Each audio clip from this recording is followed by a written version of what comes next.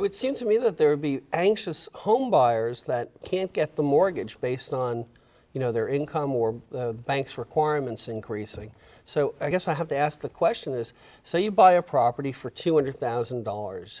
You put a little, the person who brings it to you does a little elbow grease, and they put it on the market for 3.25.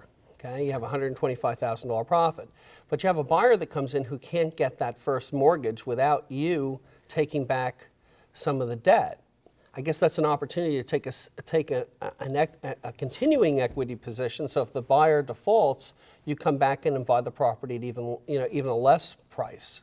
That's correct, and there are many private lenders that do that also. And then again, there's a lot of investors that don't want to be in the deal that long. I'm often asked, well, if you lend your money, when do you want it back? I say tomorrow, but I want my interest for the 6 months. I'd like to get it back tomorrow. Of course, that doesn't work, but again, it's that sense of comfort that knowing that your money's coming back. Unless you're more experienced, a more experienced real estate a private lender will go out and they'll give them a second mortgage on the property, and they'll wait to get their return, and or if something happens to the property, they'll get it back. Two-part question for you. Residential real estate market as bad as it gets, or is it getting worse? And secondly, are we going to get a move into commercial real estate being impacted as well? Well, I think, and certainly from what I hear, I don't think the market is going to be turning around anytime soon, and that's basically because of the influx of foreclosures that are coming out. I believe there was last year something like 960,000, went to 1.5 million, and now they expect it to be 2 million this year. So I don't know. Right now, the market I think needs a little bit more time to give a little correction there. And as far as commercial again, for a private lender, little different area. Residential is easier. People are always looking for homes. They need a place to live. Commercial, and I'm sure you've seen commercial sites that are sitting. Okay, they need a business to come in that can afford to pay the rent, and that will stay there.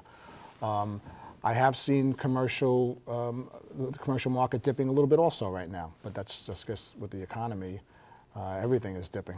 Can you use your 401k money to to finance this, or IRA money? Absolutely. This is one of the best ways for a private lender to lend money. They have money sitting in the IRA, self-directed IRA, 401k pension plans that's sitting there that they can't touch anyway. So why not take that money and invest it into a real estate project? And I'm talking short-term real estate, right? Just like I said, single families, 1, 2, multiple families, 3 maybe, that's it. And it's nice, it's quick, and again, it's going to be secured by all the documents some that we mentioned before. But an IRA is just great. In fact, I have my IRA money out now. And do you turn over your IRA money at, how many times a year do you turn over your money, I guess is the question. That's another thing. When we talk about 15 and 20%, don't forget, if you're lending out $200,000, making just say 15%, and you're getting in $30,000, that's maybe in a 3-month to 6-month time period.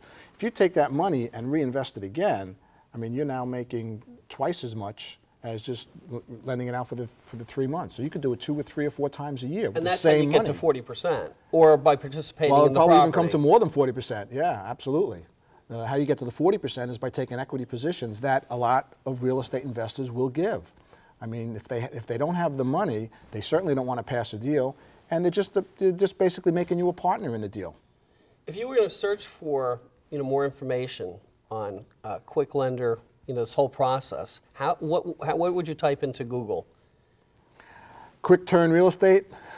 You'll get a lot flipping properties. That's another term that's used. Okay, and one will get a lot of information just by going to some of the sites. It was a hot topic and a hot market even up until now about flipping properties, and there certainly are a lot of organizations throughout the country that also give educational programs on it.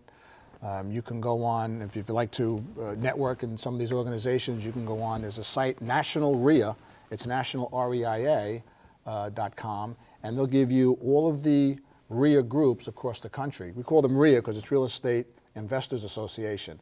And usually, like with mine, I'm up in New Jersey, the real estate investment organization is called Garden State Real Estate Investors Association, and we have about 800 members.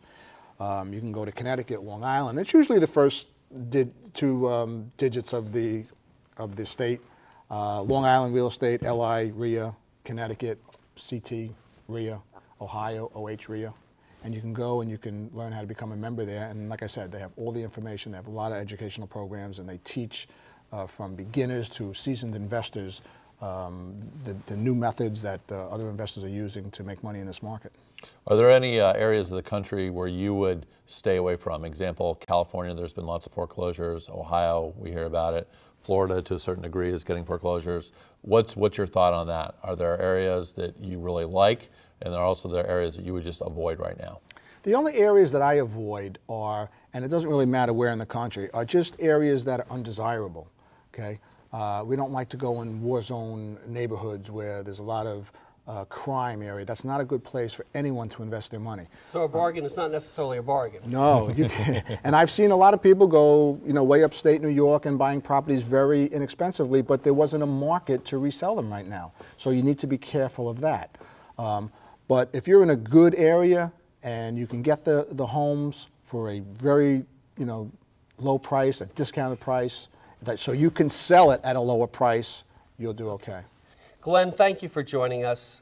Next week, we have a very special guest, Dr. William Gruss, MD, a world-renowned cardiologist and author of a new book, The Cardiologist's Guide to Anti-Aging, Antioxidants, and Resveratrol. I'm James DeGiorgia. And I'm Jeff Garbaz. For the Market Guys, good night. To receive a copy of your favorite Wealth and Wisdom episode, or if you have a question or comment about our program, please feel free to write us at Wealth and Wisdom, care of WXEL, P.O. Box 6607, West Palm Beach, Florida 33405. Or call us at 1-800-915-9935, extension 4477.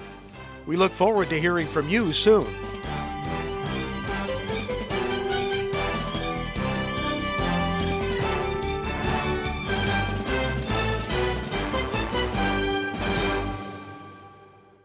Finest Known, specializing in retirement portfolios through precious metals commodity investments.